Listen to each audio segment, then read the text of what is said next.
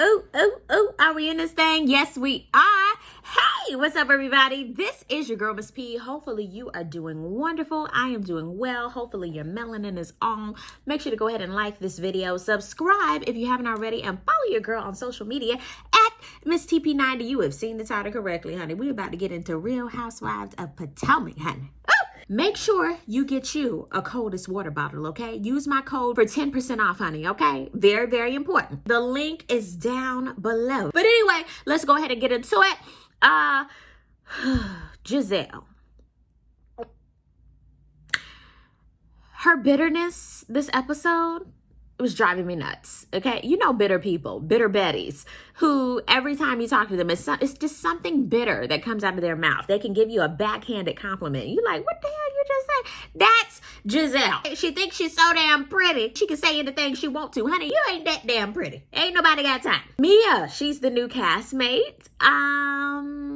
Bless her heart. I'm going to give her a couple more episodes because I can't judge her right off of the first episode. And we're going to get into that later. Robyn. Oh, why is she still on the show? Her and Juan's storyline, I'm just like, huh? Ashley, I'm kind of leaving her alone because she's preggers, okay? And when you're pregnant, or you going through, and like I said, Robyn's going through this season. She's just not saying it. So I'm going to leave her alone a little bit too. But Ashley, I'm really leaving her alone because she is pregnant. Okay. But her story, even with Michael, child, the only reason why they getting a little pass is because they with child. Candace, and one more time, I'm glad she wasn't through a lot of this episode and not even at the dinner party because I couldn't have done her too at the party, okay? I need her later in the season. Wendy, she looked good. Go ahead, girl. But her and her new titties were exhausting me. And her tweaks, exhausting. I need her in doses as well. It was a lot for episode 1 with Miss Wendy. Karen, I'm giving her the award this week for the most reads.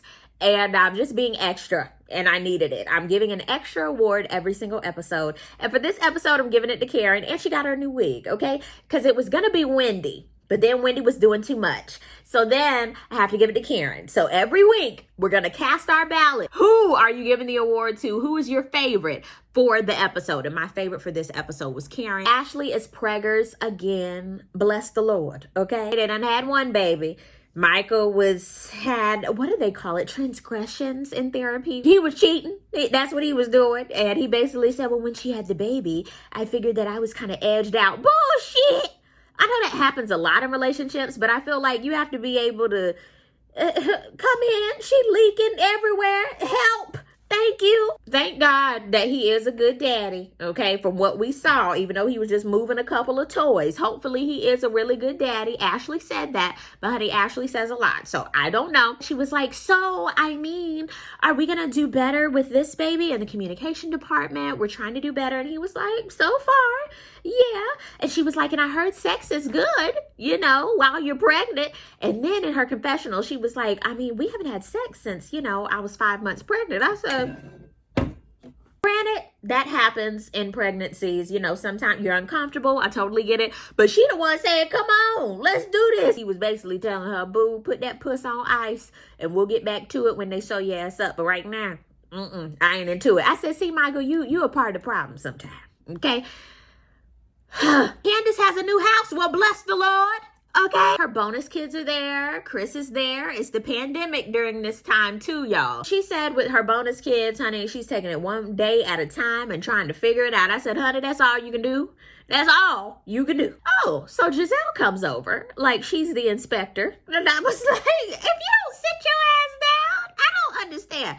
Gizelle always comes in like Carmen Sandiego and tries to save the day with her shade. And it just doesn't work.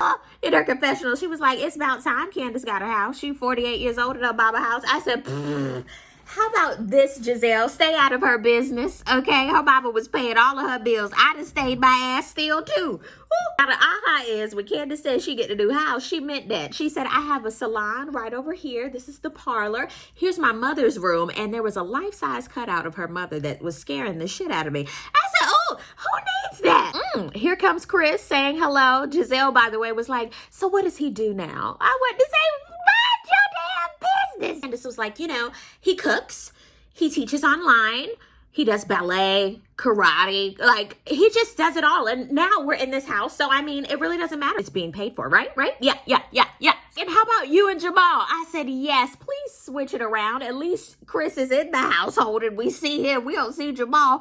And who? Yes, Gizelle, tell us about Mall. She was like, it's not good. I said, oh, she said it's due to the pandemic. No, the hell it ain't. It just ain't gonna work. Here goes Candace. I mean, you guys have known each other for 50 years. You might as well just stick it out. And I wanted to say, Candace, if Chris was doing half of the shit that Jamal has been doing in the media, okay, you would be gone as well. So hush your mouth and just listen. Thank you. Then they start speaking about Karen. And then you know how Bravo does. They go all the way to Karen's house. So speaking of Karen, we're now with her. Her and Raymond. They have been together for 25 years. You remember on the last reunion, he basically was like, no, baby. I meant to say I do love you and we gonna renew our vows. Oh, Raymond. I can only imagine Karen 25 years ago. If she's like she is now, baby, I want to be like Karen when I get older, not give a damn and just live lavishly. I would love that. But then there's some things about Karen that make me go, never mind. But I hope that her and Raymond are back in love again. And Karen likes his little Ray Ray. Y'all remember Sister with Lisa got the cat. Was it a cat? And called it Little Ray. So in the show, when they talk about Ray's, his Little Ray, and then I start, anyway, y'all know what I'm talking about. Little Ray. Gizelle said that she ain't fucking with Karen because Karen has been spreading lies for the whole year about her and her family. And she's on a rampage. And I was like, ooh, let the games begin. Wendy's gonna get them all together, honey, for a nude party, okay? And I'm sitting here like, what is the nude party? And we figure out that Wendy done got her titties done and some tweaks. Whenever Wendy went to her post-op, okay? And she had to show her titties, the doctor, said, okay, good job. And then he was looking down at her stomach. I said, now you know good and well she done got a little lipo, put that fat up in her ass cheeks. That's what she was doing. Talking about it, and I had some tweaks here and there. Girl, just call a thing a thing. We know you got your ass done, you got some fillers in your face, and you got your titties done. It's okay. Use your coin for what makes you happy, honey. You can afford it, so go ahead and do it. I don't see nothing wrong with her doing that for herself to make her feel better. Honey, I've never seen Wendy in her confessional look so bronzed and them titties was up in the air. She looks and feels like a new person. So, honey, if it works for you and it makes you look like a brand new penny, you should do what you want to do. But she look good. We head over to Robyn and Juan. When the producers were asking her, so when are y'all getting married? She was like, oh my God, with the pandemic. And we got to go to Chick-fil-A. We have 2 boys. I got to cut my toenails. Like, she was listed everything as far as, and it's just not a priority right now. And I said, bullshit. You know what? I'm not bringing up my own situation, but if you want to get married, you can get married if you want to.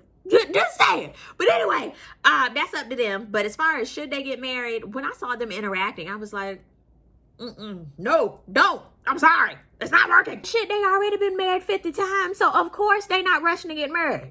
They not. And he basically tells her, baby, you need to get up in the morning, honey. You lazy. You taking these kids to Chick-fil-A every day. There ain't enough points, Chick-fil-A points in the world, honey. You need to get your ass up and do something with your day. You don't even get started till about 3, 4 o'clock. And he was like, and it's a turnoff. And I was like, oh. The pandemic hit everybody very differently. Some people did okay with it. Some people did not. Some people were in between. So I'm kind of looking at Juan like, bro, you got to relax a little bit. It's okay to say, hey, boo, do you need some help? I've been noticing, that you're getting up a little bit later. Is something wrong? As opposed to just attacking. I said, woo, damn, he read the shit out of her. And this is what made me go, Juan, shut up. Talking about, and I want a little girl, but you got to get your ass up, okay? And I'm sitting here like, sir, she's not carrying another one of your dependents. I highly doubt it. Y'all do not need no more damn kids at this time. But something underlying is going on with Robyn for sure. And shout out to Juan though for keeping his mask on at all times. Juan ain't playing no games with this COVID Navidad. It's time for Wendy's nude party. She has the titty cupcakes for the children. Then we figure out it's a titty party. She was wanting to display her tits. Those were the special guests. I said, you know what, Wendy girl. Candace can't make it because she has the shits, apparently. AKA, she ain't want to come. Ashley is 82 weeks pregnant and still shows up. So, Candace, you really don't have an excuse. And trying to put them pumps on, girl, if you don't take them sausages out of that casing, stop it. No, ma'am, nobody is looking at you at this party. I'm so sorry. It's not that type of party. It's just y'all. And then she was like, I'm gonna wear white, honey. I ain't got nothing nude. I'm about to pop out this dress anyway. You get points for showing up, honey. Just sit down. It's okay. Oh, so we figure out that Mia owns the joint. Okay, got your little coin. So while they were grilling her on the couch, I guess they're talking about where she lives, her upbringing, and somebody says that they used to live in Durham. And she was like, my grandchildren live in Durham. They said, what the hell? How you got grandchildren? She said, you know, my husband's 38 years older than me. And they were like, hello. So that makes you 30? And she was like, 36. They said, the math is wrong, sugar. Come to find out, they're 32 years apart. But at the same time, I'm looking at her and I'm like, you ain't 36. Ain't no way you a cool 42 or something like that. I'm not giving her 36. I'm not believing that. But I said, Lord, you owning these franchises and you can't even count. But that's what accountants are for and all types of people. You can own stuff and can't count. That's the truth. She is not the sharpest tool in the shed. Wendy is telling the ladies why she's having this party. And it's like, get to it. Wendy can be very long-winded, honey. And I was like, I wasn't even there. I was like, come on. She finally said it was for her titties and a couple tweaks. And they looking at her like, tweak my ass? Mia was like, is that all you've had done? Wendy ends up getting defensive. And I said, why are you getting defensive? And this is a party for your tits and your tweaks. You might as well tell these people what's going on. And then here goes Wendy. What have you had done? Mia said, baby, I done had everything from the rooter to the tooter. If I could get my whole head taken off and put back on, I would. I've done it all, including she had the nerve to say she done got her clit rejuvenated. I said, whoa. Uh-oh. Karen and Gizelle, both of them can't stand each other, and it's mutual. Here comes Gizelle basically talking about, you know what, you've been spreading a lot of lies about my family, and you know what, I'm just gonna let the shit ride. I'm gonna talk about the drunk truth, the cheating truth. Karen was like, shut up. I said, ooh, you done hit a nerve. Karen ends up talking, and then I was like, not Gizelle having a fiery box. Everybody was like, what you mean a fiery box? Oh, she burning? Oh, shit. Ooh. And then they start talking about ding-dongs. I don't know who started the ding-dong talk. I think Gizelle was like, well, your ding-dong is broken in your house. And she was like, well, at least my ding-dong hasn't been everywhere. She's like, well, at least my ding-dong is working. And I said, no, sorry, Gizelle, that shouldn't have been your comeback. What made me go checkmate for Karen is when she said, honey, everybody knows you are a broken whore from Hampton University. I said, shit. So Karen got the award for that round because everybody was like, huh. And I know they're going to pick up with it next week, but it was just a lot. And Bravo knows what they be doing, putting that on the end. Honey, this episode gave me everything that I needed and just a little bit more. Down below in the comment section, I would like to know who did it for you on this episode. Like I said, it was Miss Karen for me, honey. Thank y'all so much for watching. I really do appreciate it. And I can't wait to see your comments. I'll see you guys on the next video. Peace, love, and all that good stuff. God bless. Bye.